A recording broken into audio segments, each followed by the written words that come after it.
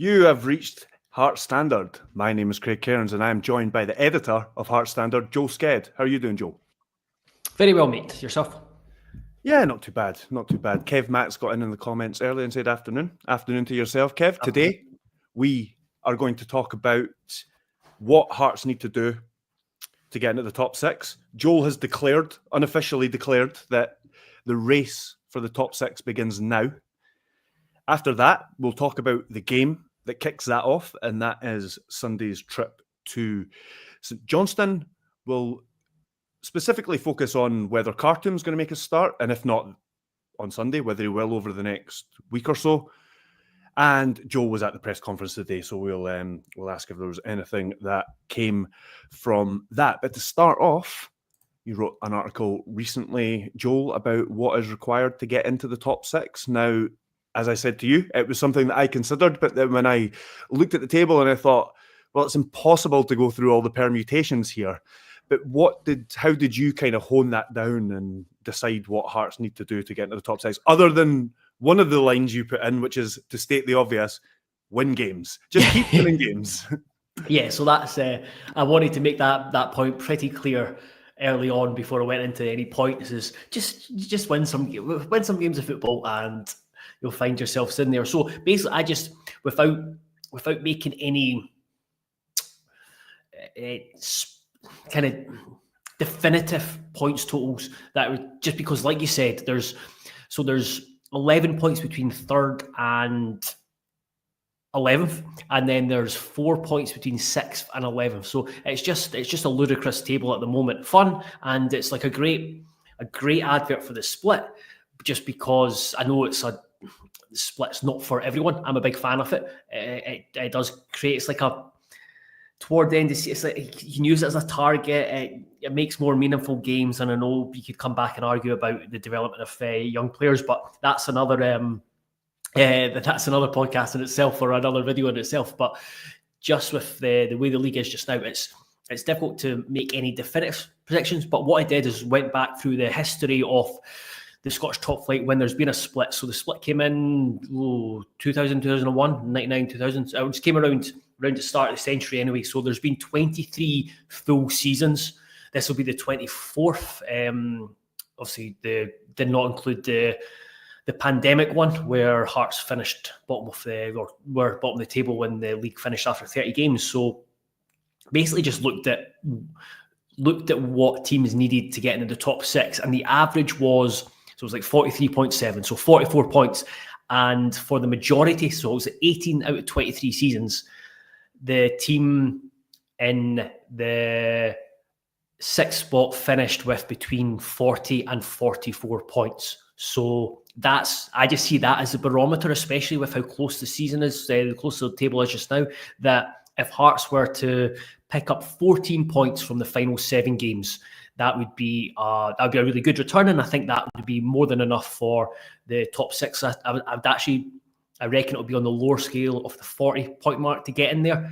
I did suggest 15 points would be an excellent return, but then realised that 15 points is half of the current points tally, which has been which has been managed to get after 26 games. So yeah, I would think anywhere around the 42, 43, 44 mark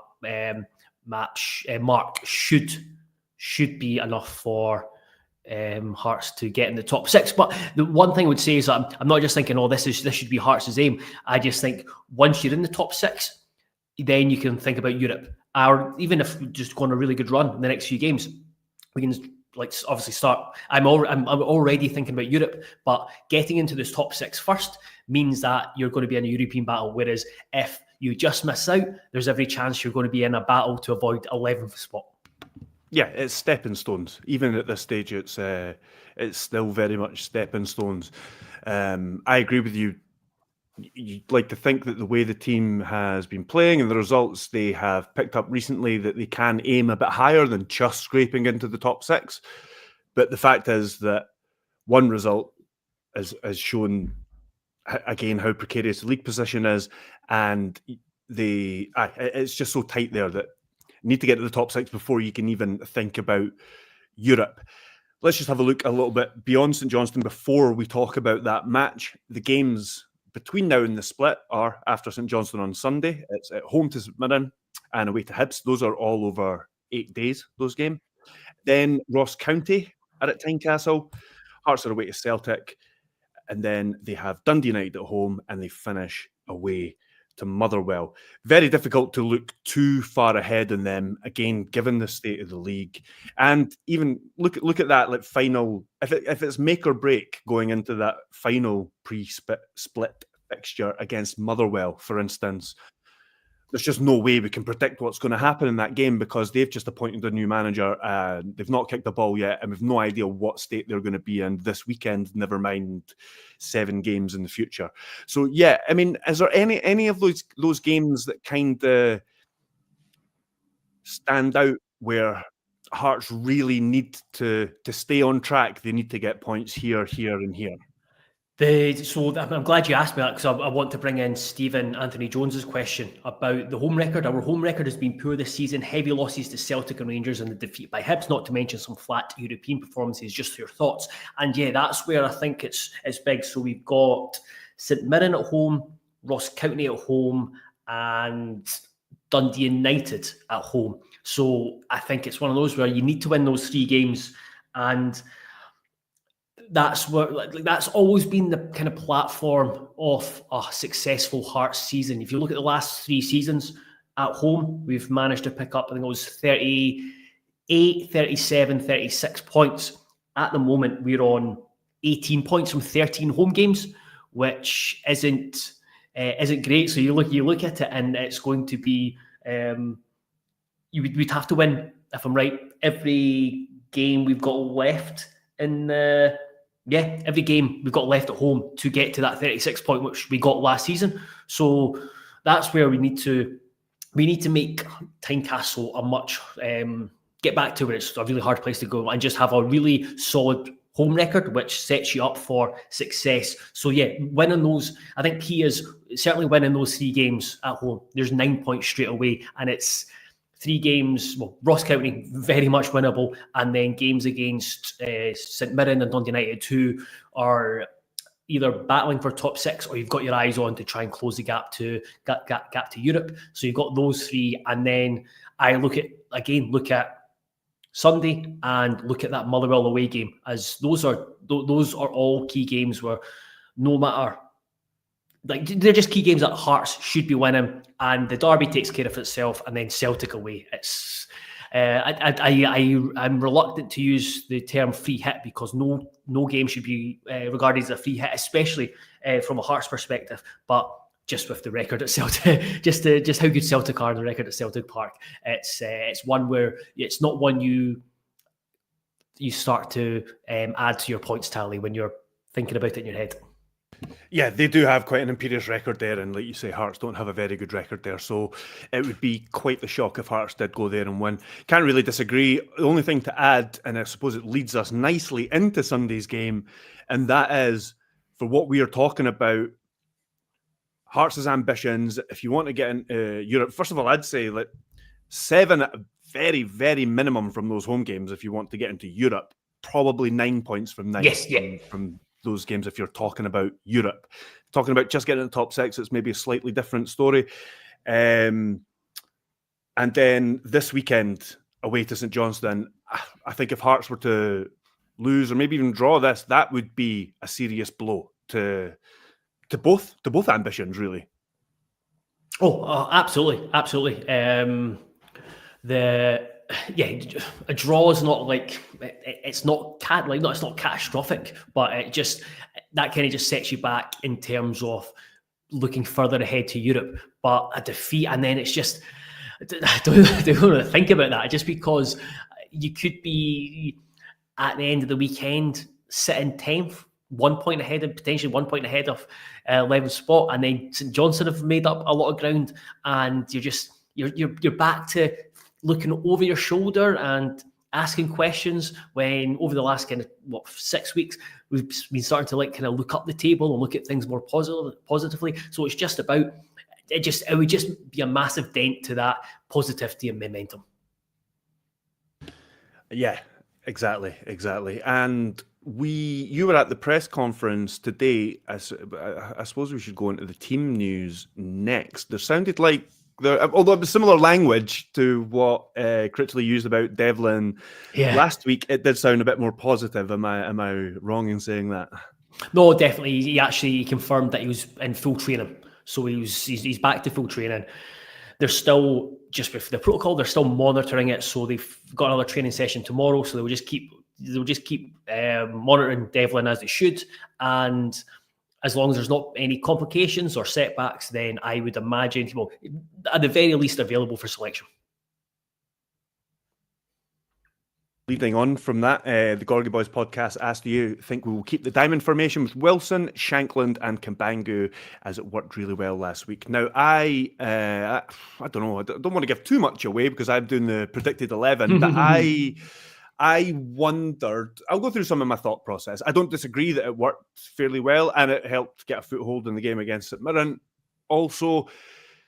But with how open St Johnstone like to play, how attacking they like to play, I do want, and with Devlin back, I think that might be the key thing. I wonder whether taking off Devlin against St Mirren coincided with the switch to the diamond, and he's played the diamond since. I wonder with Devlin back, whether that means back to the 4-4-2, 4-2-4, whatever you want to call it.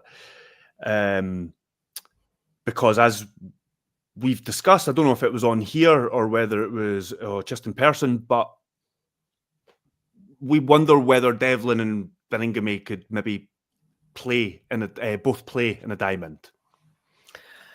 I think they can. They definitely can, but it would just make it a different diamond to what I think. In playing a diamond where you're maybe not expecting to have as much of the ball, whereas he'd be playing where Kartum has played, for instance, and look how just to take an example, how different a player he is from him or Grant. That's the two players that have played there before. Yeah, absolutely. And you've seen that, especially against St Johnstone. I just think you want more creativity you want more options like Kartum on the pitch, just because you've got St Johnstone not going to sit in. And I think it'll be a bit more of a ding dong than you usually have when you're going away to a team like you're kind of struggling at the bottom of the table, like a provincial club, provincial. If I can say it right. Whereas, I would be more confident with someone like Kartum in, where it gives you, if we're playing a diamond, it gives you another passing option forward. Where even seen it last, comparing him to Grant. Grant, I thought, was all right against Rangers, but he never really impacted the game higher up the pitch in the final third. Whereas Kartum came on and he set up a chance, he had a shot, he was won a free kick on the edge of the box. He was making stuff happen in the final third, and I just don't think that if you brought Devlin in, he wouldn't be as effective on that side of the game. I think Kartum will come in. I think Devlin will come back in. I think we'll go back to the formation. The thing I'm unsure about is the right back, because I think he's progressively making changes. I don't know. I think he's got a decision to make about overexposing Forrester and easing Taylor back into the team. There's a slight dilemma there that he has to sort of navigate, and I don't know. I'm not entirely sure what he's going to go with this weekend. But I do think Kartum will start. I think Devlin will come back in if he's fit. Kartum, it's just a matter of whether he's match fit or not. I think we can all see that Kartum's got the talent, and they've signed him to be a starting player. So it's a matter of time before he starts. Shankland and Wilson is then the only other really other decision you would make. Really, I'd maybe with the two in midfield, maybe more inclined to go with Shankland because he drops a bit more, and then that gives you an option off the bench in Wilson, like it did against St Mirren to good effect. And I have seen a couple of people in the comments mentioning the goalkeeper issue. I do think there's a conversation to be had there. I don't think it's going to happen this weekend. I'm increasingly of the opinion that there's just or have been for a wee while now, there's just not going to be a change in the goalkeeper department unless there's something drastic happens between now and the end of the season. I asked, actually, say I was going to bring up the couple of folk. I was going to bring up the question, like Scott saying, I really think Sander needs to start and goal now. I asked Critchley, this is in the embargoed section, not off the presser. So I asked Critchley about the goalkeeper situation. So yeah, that'll be going online at 10:30 tonight. I wouldn't expect to see a change of the goalkeeper on Sunday. I'd said that without seeing these quotes, by the way. Yeah. I mean, I've not seen the quotes that Joel's talking about, but yeah, I just think that if it was going to happen, it would have happened before now. But there must be something, as I've said in the past, there must be an agreement with Sander Kartum for next season, because I don't see how they get him to sign a new contract otherwise. I think the only I'm finding it difficult to pick the 11 just because, as Kenneth says, just with 3 games in a week. Just with 3 games in a week, he'll rotate, and I just wonder if, again, Kartum might just be seen as a bench option, and then he might start at home to St Mirren, and then probably won't see Penrice start 3 times. Yeah, potentially. In 8 days, and I think that maybe means that it won't be the derby. So does that make it St Mirren and he plays week to week, or does he not play on Sunday and then he plays 2 games next week? I don't know, but that's an option as well, that Milne comes in for one of these next 2 matches. I didn't even consider that. Yeah, definitely. And then you've got Devlin, where you want him to be ready for the derby. You want him to make sure that he's fine, whether he starts on Sunday and then drops out on Wednesday. At the same time, he's a very, very fit lad, and he's I think he I don't think 3 games in a week kind of phases him. So yeah, I mean, trying to provide insight in terms of the start 11, no idea. I think Taylor will start one of the next 2 games, and Steinwender and McCart will continue to build up their relationship. Benny was brilliant at the weekend. Benny was brilliant against St Mirren, and he was brilliant for 60 minutes against Rangers. My only concern is I'm not sure I want to see Benny and Devlin in a midfield 2 as a pairing, just because we've got Junhoff is back, and I think Grant's shown he can play alongside Devlin and Benny and offer a wee bit more kind of directness or penetration from the deep. So that's my only not worry, but being wary off for the game on Sunday. Yes, I think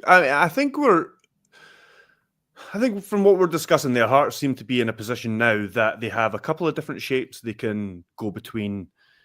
And as you've just kind of said there, with the likes of Neuenhoff and then Grant sort of making his way back into the team recently, although I still don't think he's played as well as he played in that midfield 2 for those couple of games. Or was it 3 games?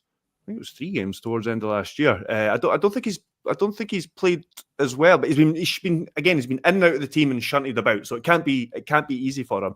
But yes, even if they do play the midfield 2 and Devlin has to drop out, can't play the 3 games coming up, then you're right, Neuenhoff can come in, or Grant can maybe come in there in a slightly more attacking setup. And we've seen that diamond can work, and there's options. You can have Spittle on one side, or Neuenhoff there, or you can have Kartum on the other side, or you can have Grant there. So yes, there are options to play these different formations now, and it means that Valakari will be guessing this weekend. He won't know. I mean, we don't know that.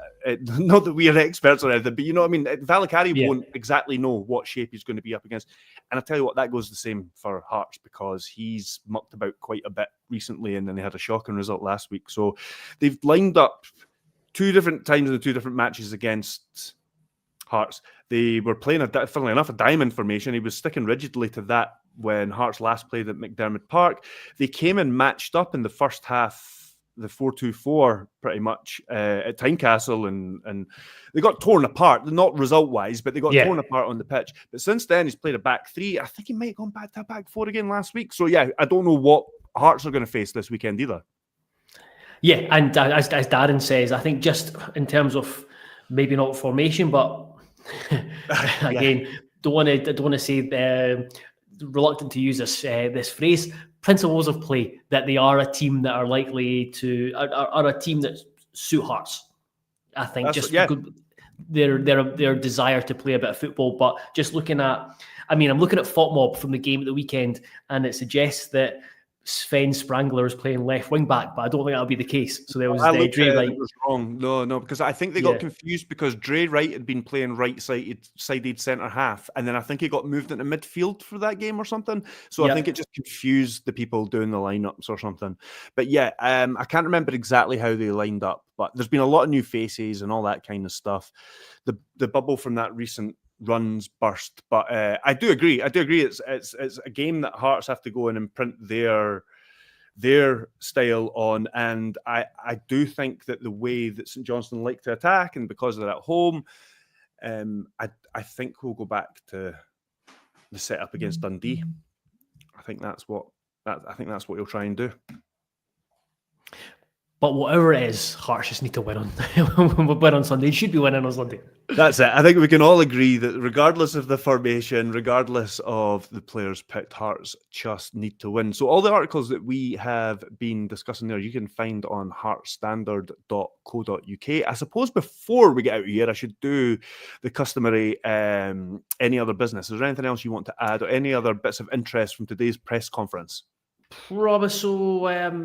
Again, something that's coming either tonight or tomorrow. I'll probably turn it into an opinion piece on VAR and my continued dislike of VAR. I asked Critchley about his view on VAR, and it was so that something would be coming out on that. And I just go bring up.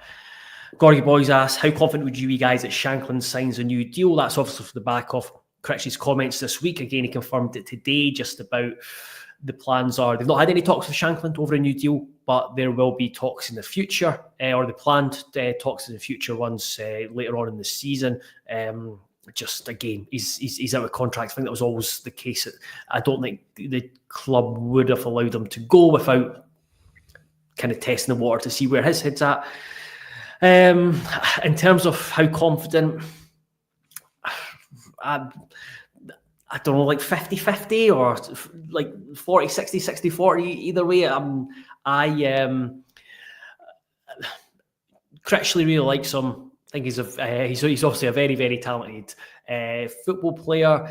I just thought that he would want to test free agency and just to see where he can get the best offer, because I can't imagine Hearts offering him the same amount that he would have been offered. What was it, last January? So I'd be surprised if he doesn't test free agency, but I wouldn't be surprised if he comes back to Tynecastle. Yeah, you can also get a pretty decent fee for signing on fee for free agency, or you can increase that, I suppose.